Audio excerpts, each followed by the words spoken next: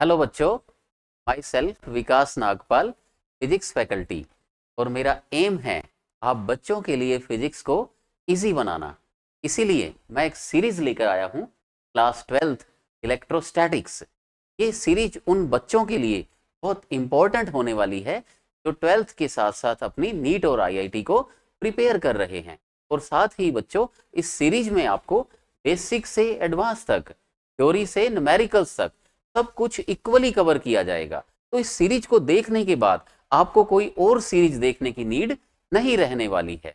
चलो बच्चों, स्टार्ट करते हैं इलेक्ट्रोस्टैटिक्स क्लास 1।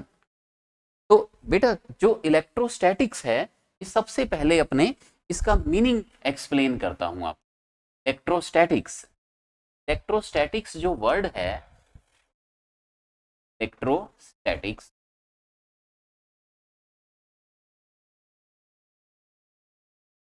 इसमें बेटा इलेक्ट्रो वर्ड का मीनिंग होता है चार्ज, और स्टैटिक का मतलब होता है रेस्ट।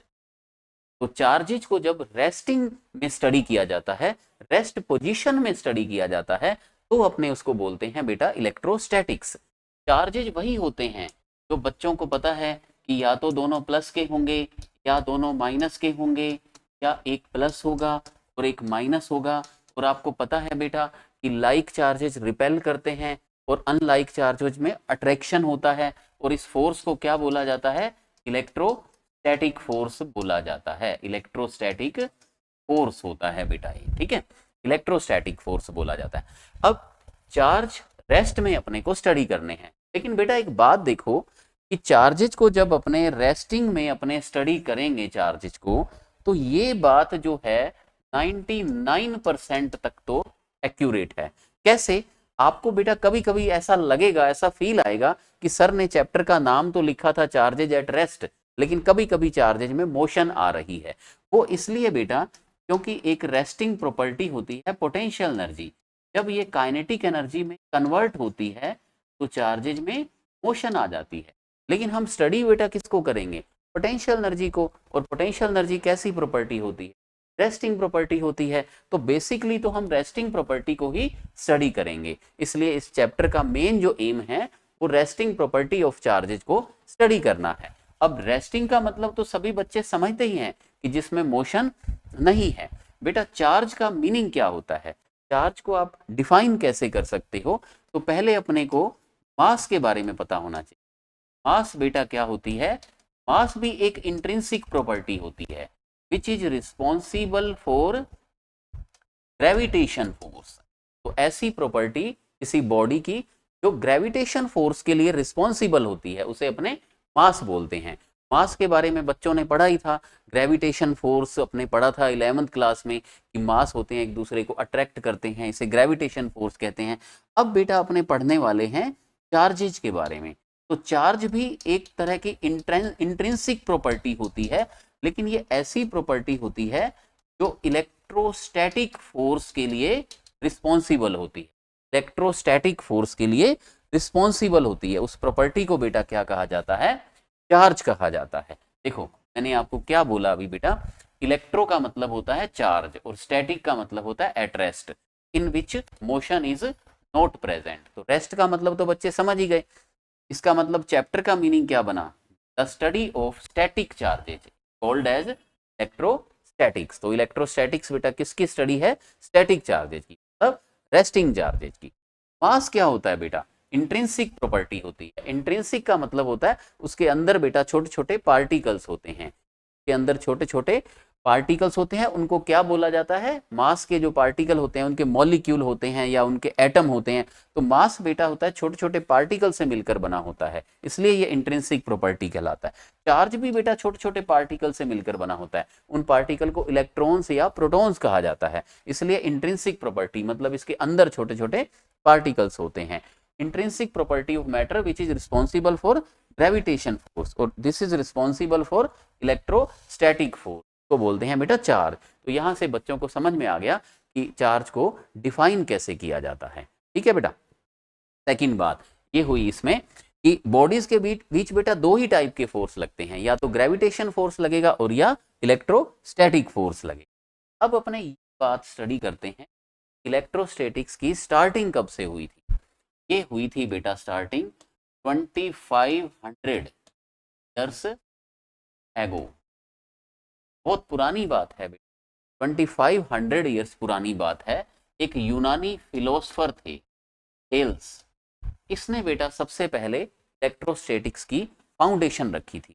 इन्होंने ये देखा था कि जब एम्बर प्लस वूल को रब किया जाता, अब रबिंग का मतलब होता है फ्रिक्शन, यानी कि दो सब्सटेंस को अपने रब करते हैं, इसको एम्बर प्लस वूल को। एम्बर क्या है बेटा, यूनानी लैंग्वेज है, इसको इंग्लिश में बोला जाता है प्लास्टिक।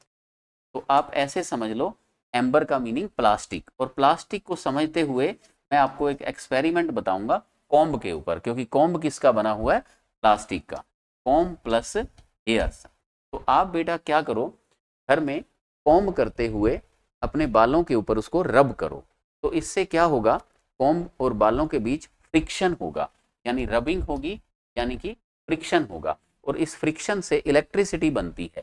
हालांकि थेल्स को पता नहीं था, पर उन्होंने ये जरूर देख लिया था कि जब इस कॉम्ब को, जैसे ये कॉम्ब है, तो अपने हेयर्स के ऊपर रब किया है, इस कॉम्ब के पास जब कागज के छोटे छोटे टुकड़े लाते हैं, पीस ऑफ पेपर, ये क्या है, कागज का टुकड़ा है, पीस ऑफ पेपर, तो बेटा क्या होता है, ये कागज के टुकड़े उससे चिपक जाते हैं। हालांकि थेल्स को इस बारे में पता नहीं था, लेकिन उन्होंने फाउंडेशन रख दी थी यहाँ से इलेक्ट्रिसिटी, और इलेक्ट्रिसिटी का ओरिजिन कैसे हुआ था, फ्रिक्शन से, इसलिए हम इसे बोलते हैं फ्रिक्शनल इलेक्ट्रिसिटी। हालांकि बेटा 2000 ईयर्स तक इसमें कोई प्रोग्रेस नहीं हुई, क्योंकि पहले इतने साधन नहीं होते थे, तो प्रोग्रेस बहुत स्लो होती थी साइंस में। मैंने आपको क्या बात बताई, at least 2500 years before, a famous यूनानी फिलोसफर हिल्स, इन्होंने ऑब्जर्व किया that when a plastic like material called amber is rubbed with wool, then it acquires the property of attracting light bodies such as pieces of paper और straw होती है बेटा, तिनके छोटे छोटे होते हैं, वो कॉम्ब से चिपक जाते हैं। तो ये प्रैक्टिकल आप घर पे भी घर से देख सकते हो, जहां से इलेक्ट्रोस्टैटिक्स शुरुआत हुई थी, इसलिए इसे बोला जाता है बेटा फ्रिक्शनल इलेक्ट्रिसिटी। यहाँ शुरुआत किससे हुई थी, फ्रिक्शन से हुई थी, फ्रिक्शन से हुई थी या रबिंग से हुई थी। But this observation was not given any importance for about 2000 year. बेटा 2000 साल तक इस प्रैक्टिकल के अंदर कोई प्रोग्रेस नहीं हुई। तो ये थी शुरुआत। तो शॉर्ट में कहा जाए तो कॉम्ब को अपने रब करेंगे तो वो कागज के टुकड़ों को अट्रैक्ट करता है। इसका क्या रीजन था, ये धीरे धीरे हमें पता चलेगा आगे चलते हुए। इसके बेटा बाद क्या हुए, 2000 साल बाद, यानी कि आज से 500 ईयर्स एगो, आज से अप्रोक्स 500 साल पहले इंग्लैंड में हुए थे डॉक्टर गिलबर्ट। इन्होंने बेटा क्या किया, एम्बर के अलावा कुछ और सब्सटेंस लिए, जैसे ग्लास, एबोनाइट, सल्फर और राख, इनको भी उन्हें अलग अलग सब्सटेंसेस के साथ रब किया। तो जैसा उन्होंने एम्बर में देखा था वैसा ही कुछ इसमें भी देखने को मिला। उन्होंने कुछ स्पेशल बेटा प्रैक्टिकल भी किया था। ग्लास तो आपको पता है बेटा कांच होता है, एबोनाइट क्या होता है, जो अपने घर में बेटा फ्राई पैन है, प्रेशर कुकर है, उनके जो हैंडल होते हैं ना ब्लैक कलर के, वो भी प्लास्टिक जैसा ही है, वो किसके बने होते हैं, एबोनाइट के बने। प्रेशर कुकर के हैंडल बेटा किसके बने होते हैं, एबोनाइट के बने होते हैं। सल्फर बेटा एक केमिकल होता है, और लाख होता है जिसकी चूड़ियां बनती हैं, ये भी बेटा प्लास्टिक जैसा ही सब्सटेंस होता है। ये उन्होंने लिए और इनको अलग अलग सब्सटेंसेस से रब किया। तो एक जो मेन इनका प्रैक्टिकल था, इन्होंने क्या किया, ग्लास रोड को सिल्क से रब किया, और एबोनाइट रोड को फर के साथ, फर के फॉर्म में उन्होंने कैट स्किन ली थी, उन्होंने बेटा कैट पाल रखी, कैट की स्किन के साथ उन्होंने रब किया। तो क्या देखा, ग्लास की जो रोड थी ना बेटा, के ऊपर ना पॉजिटिव चार्ज आ गया, और एबोनाइट की रोड के ऊपर नेगेटिव चार्ज आ गया। ऐसा उन्होंने देखा प्रैक्टिकल के अंदर।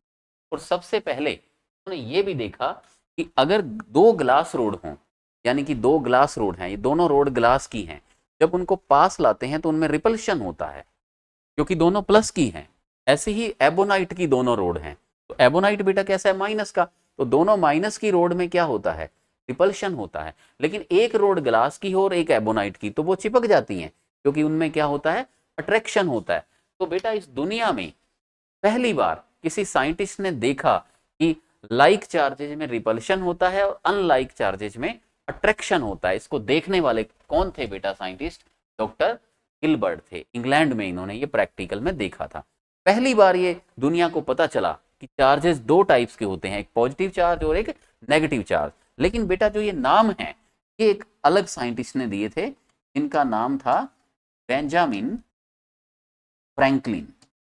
बेंजामिन फ्रैंकलिन ने बेटा ये नाम दिए थे, पॉजिटिव चार्ज और नेगेटिव चार्ज। तो आपसे पूछा जाए ना कि चार्जेस को इन्वेंट किसने किया था, इन्वेंशन किसने की थी, डॉक्टर गिलबर्ट ने। कितने टाइप के चार्ज इन्वेंट किए थे, टू टाइप्स के, पॉजिटिव और नेगेटिव। लेकिन ये नाम किसने दिए थे, बेंजामिन फ्रैंकलिन ने।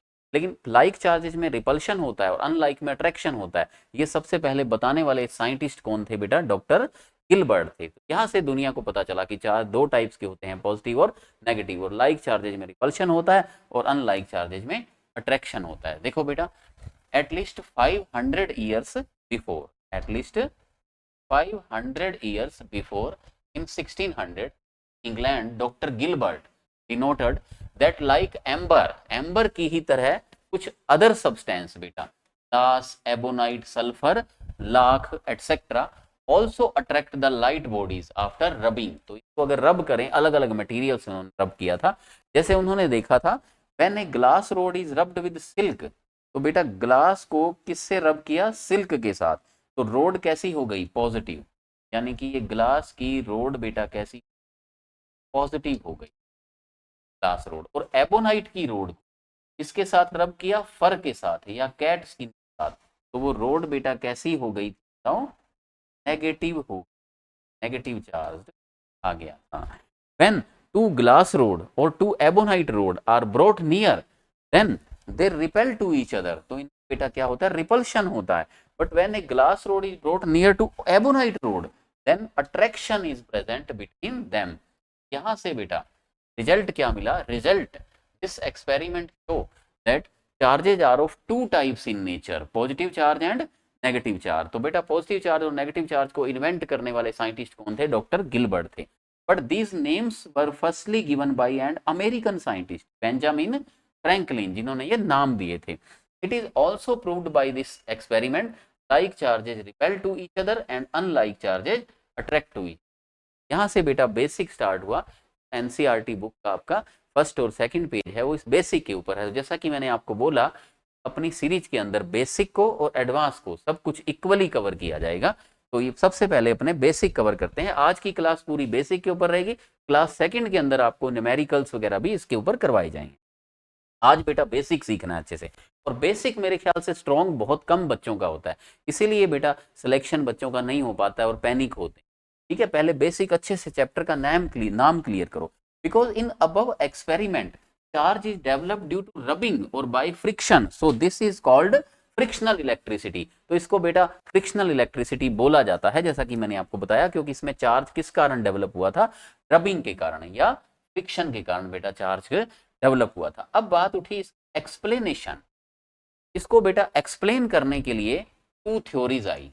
फर्स्ट थ्योरी आई positive and negative charge carrier theory, positive and negative charge, positive and negative charge carrier. बेटा क्या होता है, पॉजिटिव चार्ज कैरियर होते हैं प्रोटॉन, पॉजिटिव चार्ज कैरियर कौन होते हैं, प्रोटॉन्स। नेगेटिव चार्ज कैरियर कौन, इलेक्ट्रॉन्स होते हैं। तो सबसे बेटा पहले साइंटिस्ट ने ये बोला कि ग्लास रोड प्लस की बन गई है। अभी देखा ना, ग्लास की रोड बेटा क्या हो गई, प्लस की बन गई है।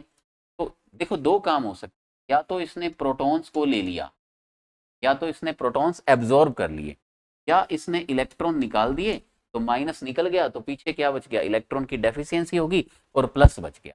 तो स्टार्ट में ये माना गया था कि कोई बॉडी प्लस इसलिए बनती है कि या तो वो प्रोटॉन को ले लेती है या इलेक्ट्रॉन को निकाल देती है, और कोई बॉडी अगर माइनस बनती है, अगर कोई बॉडी बेटा माइनस बनती है, एबोनाइट की रोड थी, पर कौन सा चार्ज आया था, माइनस चार्ज आया था।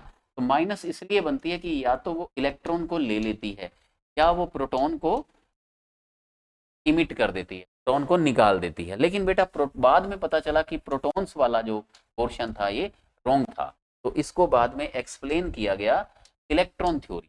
सेकंड थ्योरी कौन सी आई, इलेक्ट्रॉन थ्योरी ने बताया कि सब काम इलेक्ट्रॉन्स के कारण ही होता है, यानी चार्जिंग का जो रीजन होता है वो इलेक्ट्रॉन का ट्रांसफर होता है, प्रोटॉन का ट्रांसफर नहीं होता है। क्योंकि बेटा प्रोटॉन और न्यूट्रॉन कहाँ मिलते हैं, न्यूक्लियस के अंदर। एटम के अंदर एक न्यूक्लियस होता है और न्यूक्लियस के अंदर सबसे स्ट्रॉन्गेस्ट फोर्स लगता है बेटा, न्यूक्लियर फोर्स। एटम के अंदर कोई एटम है, इस सेंटर में बेटा क्या होता है, न्यूक्लियस होता है, और इसके अंदर आपको पता है प्रोटॉन भी होता है। ठीक है, के बीच बेटा जो फोर्स लगता है वो दुनिया का सबसे पावरफुल फोर्स है, नेचुरल फोर्सेज के। इस प्रोटॉन्स को अलग करना पॉसिबल नहीं है, इजी नहीं है। इसलिए चार्जिंग का जो प्रोसेस होता है उसमें केवल और केवल इसका कौन रिस्पॉन्सिबल होते हैं, इलेक्ट्रॉन रिस्पॉन्सिबल होते हैं। तो explanation stories are given for the reason of this electrification. Hypothesis of positive and negative charge carrier. Positive charge carrier proton, negative charge carrier electrons. According to this theory, the region of charging of substance is the transfer of protons or electrons from one body to another body during friction. But ये theory बेटा wrong हो गई। फिर आई electron theory. According to this theory, protons are not responsible for electricity. Protons are not responsible because protons are strongly bounded by nuclear force. Protons are strongly bounded by nuclear force. So this is not easy to isolate them from nucleus. ठीक है बेटा, तो आपने समझा कि ये जो charge का रीजन होता है वो इलेक्ट्रॉन्स का ही ट्रांसफर होता है, प्रोटॉन्स का नहीं होता है। अब आपके मन में बेटा एक बात जरूर आई होगी, वो बात ये होगी कि आप ये कहोगे कि ग्लास रोड थी वो प्लस की, तो सिल्क कैसा बना हो। सिल्क है कि ग्लास को आपने किसके साथ रब किया था, सिल्क के, सिल्क के ऊपर नेगेटिव चार्ज आ गया क्योंकि इलेक्ट्रॉन का ट्रांसफर हो गया होगा किससे, ग्लास से सिल्क में। ऐसा क्यों होता है बेटा, क्योंकि दो तरह के सब्सटेंस होते हैं, उनकी नेचर होती है इलेक्ट्रो पॉजिटिव और इलेक्ट्रो नेगेटिव। जैसे आप NaCl है तो पास में रख दो तो क्या होगा, सोडियम से इलेक्ट्रॉन क्लोरीन में चले जाएंगे, सोडियम पॉजिटिव चार्ज आ जाएगा, क्लोरीन के ऊपर नेगेटिव। क्यों बेटा, क्योंकि सोडियम इलेक्ट्रो पॉजिटिव है, इनकी IP वैल्यू, आयनाइजेशन पोटेंशियल कम होता है और इनका आयनाइजेशन ज्यादा होता है। मतलब इनमें इलेक्ट्रॉन टाइटली बाउंड होते हैं और इनमें इलेक्ट्रॉन लूजली बाउंड होते हैं। जिसमें बेटा इलेक्ट्रॉन लूजली बाउंड होते हैं ऐसे सब्सटेंस कहलाते हैं इलेक्ट्रोपॉजिटिव, जिनके आयनाइजेशन पोटेंशियल कम होते हैं। लेकिन आयनाइजेशन पोटेंशियल तो केमिस्ट्री का जो वर्ड है, इसको फिजिक्स में बोला जाता है वर्क फंक्शन। कोई डिफरेंस नहीं है, बस इतना ही डिफरेंस है कि IP वहां गैसियस स्टेज में बोलते हैं, यहाँ वर्क फंक्शन सॉलिड स्टेट के अंदर स्टडी किया है। तो बेटा जिनके IP कम होते हैं उनके वर्क फंक्शन भी कम होते हैं और जिनके IP ज्यादा होते हैं उनके वर्क फंक्शन भी ज्यादा होते हैं। तो कौन पॉजिटिव बनेंगे, जिनके वर्क फंक्शन कम होंगे। तो ग्लास रोड का वर्क फंक्शन क्या होता है, कम होता है, इसके मॉलिक्यूल पॉजिटिव बनते हैं। ठीक ऐसे ही एबोनाइट की बेटा जो रोड थी तो हमने किसके साथ रब किया था, फर के साथ। तो एबोनाइट की रोड माइनस बन गई है तो फर के ऊपर कौन सा चार्ज आया होगा, प्लस चार्ज। इसका मतलब इलेक्ट्रॉन का ट्रांसफर कैसे हुआ, फर से एबोनाइट की रोड में इलेक्ट्रॉन ट्रांसफर होते हैं। ठीक है, एबोनाइट बेटा क्या होता है, प्लास्टिक होता है, और प्लास्टिक को हम एम्बर भी बोलते थे यूनानी भाषा के अंदर। और एम्बर को समझने के लिए मैंने कोम्ब लिया था। तो कोम्ब का एक्सपेरिमेंट भी बेटा यही है, जब कोम्ब को हेयर्स के साथ रब करते हैं तो कोम्ब का मतलब क्या होता है, प्लास्टिक, मतलब एबोनाइट। तो कोम्ब की नेचर भी इसी जैसी होती है। तो कोम्ब पे कैसा चार्ज आ जाता है, नेगेटिव, और फर के ऊपर या अपने हेयर्स के ऊपर कैसा चार्ज आ जाता है, पॉजिटिव चार्ज आ जाता है। तो यहाँ से आप समझ गए बेटा कि चार्जिंग का जो रीजन होता है वो इलेक्ट्रॉन का ट्रांसफर होता है एक बॉडी से दूसरी बॉडी में। और इलेक्ट्रॉन कैसे ट्रांसफर होते हैं, लो वर्क फंक्शन वाली बॉडी से या लो IP वाली बॉडी से हाई IP वाली बॉडी के अंदर ट्रांसफर होते हैं। ठीक है, अब बेटा बात आई हमारे पास नेक्स्ट बात, इलेक्ट्रिक इंडक्शन। Electric induction. अभी बेटा तो आप बच्चों को मैंने बात बताई इलेक्ट्रोस्टैटिक्स, पहले मैंने आपको वर्ड का मीनिंग बताया, शब्द का क्या मीनिंग होता है इलेक्ट्रोस्टैटिक्स, चार्जेस की रेस्टिंग प्रॉपर्टी की स्टडी करते। फिर मैंने आपको बताया कि चार्ज क्या होता है, ये वो इंट्रिंसिक प्रॉपर्टी है जो कि इलेक्ट्रोस्टैटिक फोर्स के लिए रिस्पॉन्सिबल होती है। मास क्या होता है, ये वो इंट्रिंसिक प्रॉपर्टी होती है जो ग्रेविटेशन फोर्स के लिए रिस्पॉन्सिबल होती है। फिर मैंने आपको थेल्स एक्सपेरिमेंट बताया, कौन सा, एम्बर प्लस वूल वाला। फिर मैंने आपको डॉक्टर गिलबर्ट एक्सपेरिमेंट और उसके रिजल्ट क्या बने और उसका रीजन क्या था, ये एक्सप्लेन किया। अब आज की क्लास में अपना एक छोटा सा ये टॉपिक भी है इलेक्ट्रिक इंडक्शन, इसकी भी अपने को डेफिनेशन सीखनी है, उससे अपने को समझ आएगा कि कागज के टुकड़े क्यों चिपके थे।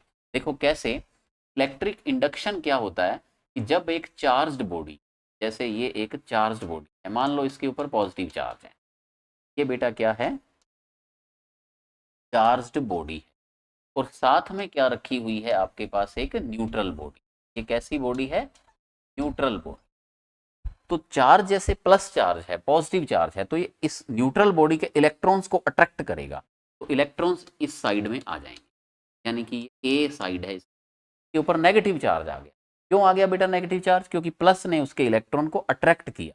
लेकिन जो इसकी अपोजिट साइड है, यहाँ से इलेक्ट्रॉन इधर चले गए, तो यहाँ इलेक्ट्रॉन की डेफिशिएंसी हो गई, यहाँ कौन सा चार्ज आ गया, पॉजिटिव चार्ज। बॉडी क्या चार्ज हुई, नहीं हुई बेटा, बॉडी अभी भी न्यूट्रल ही है, क्योंकि जितना माइनस चार्ज है उतना ही इसके ऊपर प्लस चार्ज भी है, तो बॉडी अभी भी न्यूट्रल ही है। लेकिन अब प्लस के पास माइनस आ गया, तो इनमें आपस में क्या हो जाएगा, एक अट्रैक्शन फोर्स डेवलप हो जाएगा, इसलिए ये जो हो गए अट्रैक्ट होंगे। इसी कारण बेटा कॉम्ब के साथ कागज के टुकड़े चिपक गए थे। क्या हुआ था, ये कॉम्ब था, कॉम्ब के ऊपर अभी मैंने बताया ये प्लास्टिक था, एबोनाइट था, एबोनाइट के ऊपर कौन सा चार्ज आ गया था, नेगेटिव। और ये कागज का टुकड़ा है, ये कैसा था बेटा, न्यूट्रल, तो इसकी एक साइड में प्लस आ गया और एक साइड में माइनस आ गया, यानी इसमें चार्ज का डिस्ट्रीब्यूशन चेंज हो गया। है तो बेटा बॉडी अभी भी न्यूट्रल ही है, लेकिन इसमें चार्ज का डिस्ट्रीब्यूशन, क्योंकि न्यूट्रल इसलिए माइनस और प्लस इक्वल ही है, तो नेट चार्ज इसके ऊपर जीरो ही है, लेकिन माइनस एक साइड में शिफ्ट हो गया, इस कारण से इनमें अट्रैक्शन डेवलप हो जाता है। तो जब चार्ज्ड बॉडी और न्यूट्रल बॉडी इनमें एक अट्रैक्शन होता है, तो इसको अपने क्या बोलते हैं, इलेक्ट्रिक इंडक्शन बोलते हैं। यहां मैंने आपको बेटा क्या बताया, the attraction between a charged body and a neutral body. क्या बताया बेटा मैंने आपको, attraction between charged body and neutral body, उनमें भी अट्रैक्शन मिलता। तो when a charge conductor is place near to a uncharge, ये अनचार्ज है या न्यूट्रल बॉडी है, इसके पास में बेटा एक चार्ज बॉडी को अपने रख दिया।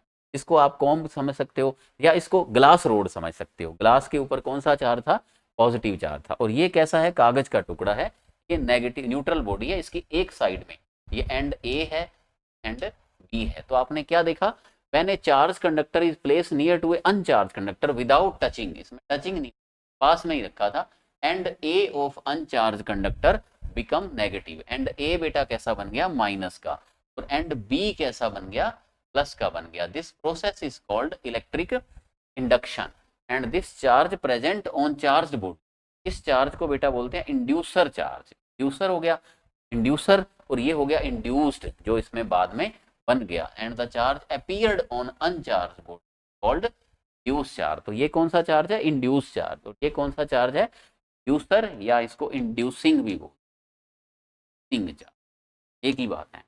तो इस प्रोसेस को बेटा क्या कहा जाता है, इलेक्ट्रिक इंडक्शन। तो यहां से अपनी एनसीईआरटी में फर्स्ट क्वेश्चन आता है थ्योरेटिकल, एक पॉजिटिव ग्लास रोड है बेटा, तो मैंने कहा था ग्लास रोड समझ लो, अट्रैक्ट करती है किसी ऑब्जेक्ट को। तो पॉजिटिव रोड अगर अट्रैक्ट करती है तो ऑब्जेक्ट कैसा होना चाहिए, बच्चे तुरंत कहेंगे नेगेटिव, नहीं बेटा ध्यान से, इसका आंसर थर्ड आएगा, आइदर नेगेटिव और चार्ज और न्यूट्रल। अब आप समझ गए हो बात को, हम क्या कहना चाहते थे कि एक चार्ज बॉडी और न्यूट्रल में भी अट्रैक्शन, जरूरी नहीं है कि प्लस की बॉडी है तो दूसरी माइनस की ही होगी, वो न्यूट्रल भी हो सकती है। इसी तरह से जो एबोनाइट की रोड है वो कैसी थी बेटा, माइनस की थी, तो इसके पास ऐसी बॉडी रखेंगे न्यूट्रल बॉडी, तो इसमें इस साइड में प्लस आ जाएगा, साइड में माइनस आ जाएगा, तो इसके साथ भी अट्रैक्शन होगा। तो इसमें हमेशा अट्रैक्शन ही होता है। तो अट्रैक्शन का कारण बेटा नेगेटिव चार्ज बॉडी भी हो सकती है, न्यूट्रल बॉडी भी हो सकती है। तो अट्रैक्शन होना पक्की बात नहीं है कि दोनों के ऊपर चार्ज है। मेरा कहने का मतलब अट्रैक्शन प्लस और माइनस में भी है, लेकिन अट्रैक्शन प्लस का न्यूट्रल के साथ भी है, माइनस का न्यूट्रल के साथ भी है। तो सबसे बेस्ट टेस्ट, तो repulsion is the best test show the presence of charges on both body. तो बेटा एक क्वेश्चन आता है कि दोनों बॉडीज के ऊपर चार्ज है, तो इसका बेस्ट टेस्ट क्या होगा? रिपल्शन। रिपल्शन जो है वो अच्छा टेस्ट होता है। एक छोटा सा क्वेश्चन है, एक बार ऐसे पूछा गया था। इसका मतलब है कि अट्रैक्शन के लिए दोनों पे चार्ज होना जरूरी नहीं है, अट्रैक्शन तो बेटा न्यूट्रल बॉडी के साथ भी इसका हो सकता है। ये हमारा कहने का मतलब था। एक बेटा एनसीईआरटी में और इसमें क्वेश्चन है कि ड्राई हेयर और वेट हेयर में क्या डिफरेंस? ड्राई हेयर्स और वेट हेयर, बहुत सिंपल है बात। वैसे क्या है कि अगर अपने कॉम्ब को रब किया, 2 बार प्रैक्टिकल किया, एक बार ड्राई हेयर्स के साथ, एक बार वेट हेयर के साथ, तो बेटा जब हेयर्स गीले हो जाते हैं तो पानी किसका काम करता है? लुब्रिकेंट का। लुब्रिकेशन यानी कि उसमें फ्रिक्शन फोर्स क्या हो जाता है? कम हो जाता है। फ्रिक्शन बेटा कम होगा तो उसकी चार्जिंग भी क्या होगी?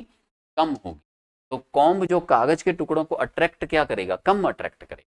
तो जो ड्राई हेयर्स हैं उसके ऊपर कॉम्ब करेंगे तो कागज के टुकड़े अच्छे चिपकेंगे, लेकिन वेट हेयर्स के ऊपर कॉम्ब करके फिर कागज के टुकड़ों को चिपकाएंगे तो वो कम चिपकेंगे, क्योंकि लुब्रिकेशन के कारण क्या हो जाता है? कम हो जाता है, चार्जिंग कम हो जाता है। फिर आता है अपने पास टॉपिक अब law of charge conservation. Law of charge conservation, ये बेटा एक बड़ा इंपॉर्टेंट लॉ है, थ्योरेटिकल कंसेप्ट इसके इंपॉर्टेंट है। पहली बात, फर्स्ट बात ये आती है, ये पूछा जाता है कि ये एक बेटा फंडामेंटल लॉ, ये क्या है? एक फंडामेंटल लॉ। अब बहुत से बच्चों को पता ही नहीं होता कि फंडामेंटल लॉ क्या होते हैं। बेटा ये एग्जाम में आया हुआ क्वेश्चन है अपना, 4 ऑप्शन दिए हुए थे कि कौन सा लॉ फंडामेंटल है कौन सा नहीं है। यहाँ बेटा ध्यान रखो, फर्स्ट होता है चार्ज कंजर्वेशन, इसकी तो अपने बात ही कर रहे हैं, और सेकंड होता है एनर्जी कंजर्वेशन, और थर्ड होता है बेटा मोमेंटम कंजर्वेशन, और फोर्थ होता है work energy theorem, W is equal to delta K, तो 11th में बोलते थे वर्क एनर्जी थ्योरम। ये बेटा फंडामेंटल लॉ होते हैं। फंडामेंटल लॉ इसलिए होते हैं क्योंकि आज तक इनका कोई एक्सेप्शनल केस नहीं बना है, इसमें कोई एक्सेप्शन आज तक मिला ही नहीं है, ये ऑलवेज एप्लीकेबल होते हैं। Charge neither can be create nor be destroyed, इस चीज में कभी एक्सेप्शन नहीं मिला। एनर्जी आप पढ़ते ही हो बेटा, neither can be create nor be destroyed. Momentum conservation आपने पढ़ा ही था बेटा, कोलिजन कैसी भी हो, कोई भी प्रोसेस हो, मोमेंटम तो हमेशा कंजर्व रहेगा ही रहेगा। ऐसे ही वर्क एनर्जी थ्योरम भी हमेशा एप्लीकेबल होती है। तो इनके बारे में तो जब चैप्टर में आएगा जब बताएंगे, अभी हम किसकी बात करते हैं? चार्ज की बात। तो फर्स्ट बात कि चार्ज कंजर्वेशन लॉ कैसा लॉ है बेटा? एक फंडामेंटल लॉ है, इसका कोई एक्सेप्शन आज तक नहीं मिला। बाकी आप समझते हैं charge neither can be create nor be destroyed, और इसको किसी भी फिजिकल या केमिकल प्रोसेस से अपने चेंज नहीं कर सकते हैं। अब आप बच्चे क्वेश्चन पूछोगे सर अभी ग्लास रोड थी और सिल्क था, ध्यान से देखिए, तो ग्लास रोड के ऊपर पहले चार्ज 0 था, अभी तो कुछ भी नहीं हुआ। जब इनको सिल्क के साथ रब कराया, ग्लास और सिल्क को रब कराया, तो ग्लास के ऊपर तो बेटा पॉजिटिव चार्ज आया, मान लो इसके ऊपर प्लस का 5 आया, तो सिल्क के ऊपर क्या आएगा? माइनस का 5। तो टोटल चार्ज कितना रहा? 0 ही रहा ना, पहले भी दोनों पे 0 0 था, फिर एक पे प्लस आया एक पे माइनस आया। तो चार्ज बेटा कंजर्व किसका रहता है? एक आइसोलेटेड सिस्टम का। यहाँ एक वर्ड आता है आइसोलेटेड सिस्टम। आइसोलेटेड सिस्टम का मतलब जिनमें एक्शन और रिएक्शन हो रही है, जो आपस में इंटरेक्ट कर रहे हैं, इन दोनों को मिला के बन गया आइसोलेटेड सिस्टम। ऐसे मत लिख देना कि किसी बॉडी का चार्ज, स्टेटमेंट वाले क्वेश्चन में आता है, किसी बॉडी का चार्ज बेटा कंजर्व नहीं था। बॉडी को तो प्लस भी बना सकते हैं और माइनस भी बना सकते हैं, लेकिन किसका कंजर्व रहता है? किसी सिस्टम का। मतलब एक सिस्टम के जो पार्ट होंगे उसमें जो आपस में इंटरेक्शन करेंगे, उसमें एक पे चार्ज जितना प्लस आएगा उतना ही दूसरे के ऊपर माइनस आएगा। देखो, तो फेयर में नोट्स बना लो बेटा अच्छे से। Law of conservation of charge, this is a fundamental law of nature. तो फर्स्ट बात, ये कैसा लॉ है? फंडामेंटल लॉ है। According to this law the amount of charge in isolated system remains constant। Isolated system में charge की amount क्या रहती है? Constant. It can not be changed by any physical or chemical process, or charge can neither be created nor be destroyed but only can be transferred from one body to another. Charge को केवल एक body से दूसरी body में transfer कर सकते हैं. Following example prove this. देखो बेटा इसके 4 इसके लॉ हैं, तो 4 इसके एग्जाम्पल हैं, ये एग्जाम्पल हैं इस लॉ के. When a glass rod is rubbed, जो मैंने आपको भी बताया, ग्लास रोड को बेटा सिल्क के साथ रब किया तो एक पॉजिटिव चार्ज बन, क्या बन गया बेटा, एक पॉजिटिव चार्ज बन गया. किसके ऊपर, रोड के ऊपर. तो आपने देखा था कि ग्लास की रोड पॉजिटिव बनी थी, तो फिर सिल्क के ऊपर कैसा चार्ज आ गया था बताओ, negative charge. Equally amount, equal negative. Then the total charge on rod silk system before and after rubbing remains zero, मतलब कंजर्व रहता है टोटल चार्ज किसी भी सिस्टम का. सेकेंड पॉइंट जो है इसको समझाते हैं. देखो आपने बेटा सोलर प्रोजेक्ट देखे हैं, आजकल सोलर का बहुत ट्रेंड चल रहा है. में क्या होता है सोलर प्रोजेक्ट के अंदर, कि एक मेटल ली जाती है, मेटल की प्लेट होती है, उसके ऊपर क्या होता है, लाइट रेज डाली जाती है. हाँ अपने लाइट रेज डालते हैं, पर इससे भी ज़्यादा पावरफुल एक्स रेज भी डाल सकते हैं. तो लाइट रेज या एक्स रेज डालने से होता क्या है, इससे बेटा इलेक्ट्रॉन बाहर निकल, रोड से कौन बाहर निकल गए, इलेक्ट्रॉन. तो जितने इलेक्ट्रॉन बाहर निकलेंगे उतना ही इस रोड पे कितना चार्ज आ जाएगा, पॉजिटिव चार्ज आ जाएगा. और ये जो इलेक्ट्रॉन निकलते हैं इनका फिर अपने फ्लो करवाते हैं, और इलेक्ट्रॉन्स के फ्लो से क्या बनती है, करंट बनती है, हमें करंट मिलती है, इलेक्ट्रिसिटी मिलती है. तो बेटा एक बात बताओ, इलेक्ट्रॉन निकले तो ऐसा नहीं है कि माइनस चार्ज का ओरिजिन हो गया या माइनस चार्ज का प्रोडक्शन हो गया, ऐसा कुछ भी नहीं हुआ. जितने माइनस बने उतना ही प्लस बना, तो टोटल चार्ज तो बेटा क्या रहा उसमें, कंजर्व ही रहा ना. देखो व्हेन एक्स रेज या light rays are incident on a metal, किसी भी मेटल के ऊपर एक्स रेज या लाइट रेज डालते हैं, electrons comes out from the metal, electron बाहर आते हैं, और equal positive charge is appeared on the metal. मतलब सीधी बात, जितना माइनस बनता है उतना प्लस भी बनता है. Therefore total charge remains constant, total charge बच्चों क्या रहता है, कांस्टेंट. तो जितना माइनस बनता है उतना ही प्लस भी बनता है. तो आपने देखा पिछली स्लाइड में चार्ज कंजर्वेशन, इसमें आपने क्या देखा कि टोटल चार्ज हमेशा कंजर्व रहता है किसी सिस्टम का, बॉडी का नहीं बेटा, सिस्टम का चार्ज कंजर्व. इसको neither can be create nor be destroyed, ना आपने इसको बना सकते हैं ना इसको खत्म कर सकते. और इसके एग्जांपल देखे, ग्लास रोड पे जितना प्लस आया उतना सिल्क के ऊपर माइनस आया, या मेटल से जब इलेक्ट्रॉन निकले तो जितने माइनस निकले उतना ही प्लस आया. एक और इसका एग्जाम्पल, कोई एक सिस्टम है बेटा, उसमें जितना चार्ज पहले है, जैसे 6 और 4 10 और 2 12, तो पहले टोटल चार्ज कितना है इसके, 12 कूलम है तीनों का मिला के. बाद में इस सिस्टम को अपने मिक्स कर दिया, मतलब इनको कांटेक्ट में ला दिया, इन तीनों बॉडीज को मिक्स करके, यानी कि इनको पहले कांटेक्ट में लाए, पहले इनको कांटेक्ट में लाए, देन के बाद हमने क्या किया बेटा, सेपरेट कर, सेपरेट करने के बाद मान लो इसके ऊपर 3 और 1 आ, मान लो बॉडी ए थी उसके ऊपर आ गया 1 कूलम, बी के ऊपर आ गया 3. क्वेश्चन ये है कि एक्स कितना होगा, तो सी पे कितना चार्ज रहेगा. डायरेक्ट बता सकते हैं बेटा आंसर, टोटल कितना है 12, तो 3 और 1 कितने हो गए 4, तो यहाँ कितना आएगा 8, 8 और 4 तभी तो 12 बनेंगे. तो सॉल्व ऐसे किया, टोटल चार्ज क्या रहता है conserve, Q initial equal to Q final. तो पहले वाला क्या था Q1 plus Q2 plus Q3, बाद वाला Q1 डैश डैश और Q3 Q2 Q3 डैश. ठीक है, पहले कितना था 2 4 6, बाद में कितना हुआ 1 प्लस 3 प्लस एक्स.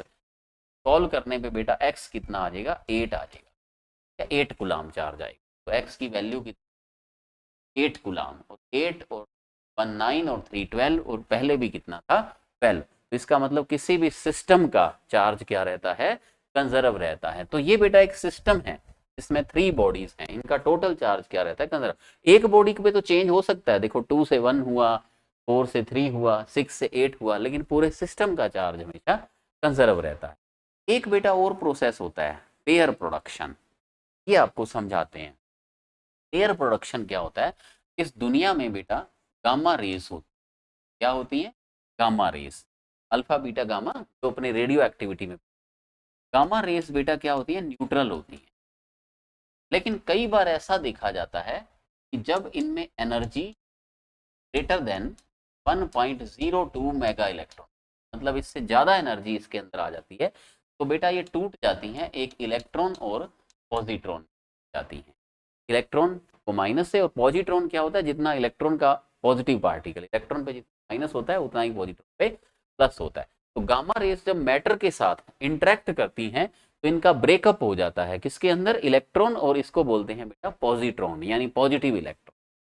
तो देखो इसमें इधर चार्ज कितना था, न्यूट्रल था, इधर अगर माइनस का 1 बना तो प्लस का भी तो 1 बना ना, तो टोटल चार्ज बेटा इधर भी क्या रहा, 0 रहा। यानी कि दोनों साइड में चार्ज क्या रहता है, कांस्टेंट रहता है, कंजर्व रहता है। ये बेटा एक रिवर्सिबल रिएक्शन होती है। इसकी जो फॉरवर्ड रिएक्शन है इसको बोला जाता है पेयर प्रोडक्शन, क्योंकि यहाँ एक पेयर बन गया। और इसकी जो रिवर्स रिएक्शन होती है कि अगर energy less than 1.02 mega electron volt हो तो ये वापस मिलकर किसका फॉर्मेशन कर देती हैं, गामा रेज का। इसको बोलते हैं पेयर एनिहाइलेशन। देखो मैंने आपको ये बताया, when gamma rays of energy more than 1.02 mega electron volt interact with matter, then two charged particles electrons and positrons are produced, electron and positron are produced। इसको बेटा बोला जाता है pair production. this is known as pair production, but when energy is less than 1.0, अगर energy कम हो जाए तो these electron and positron are fused and produce gamma rays, फिर से गामा रेज बना देते हैं। This is known as pair annihilation. ठीक है बेटा, तो ये था गामा रेज का ब्रेक होना और वापस फ्यूज होना। In above reaction net charge is 0 on, net charge बेटा क्या रहता है, कंजर्व रहता है। तो चार्ज कंजर्वेशन की मैंने आपको 4 एग्जांपल बताए। एक तो गामा रेज वाला पेयर प्रोडक्शन, एक ये सिस्टम का, किसी सिस्टम का पहले का सम और बाद का सम सेम रहेगा, और 2 एग्जांपल क्या थे, ग्लास रोड प्लस की बनेगी तो सिल्क इक्वली माइनस का, और मेटल से इलेक्ट्रॉन निकालोगे, इलेक्ट्रॉन निकलेंगे उतना ही मेटल के ऊपर कैसा चार्ज आएगा, पॉजिटिव चार्ज आ जाएगा। ये था बेटा चार्ज कंजर्वेशन लॉ। आप बच्चों को अच्छे से याद हो गया है।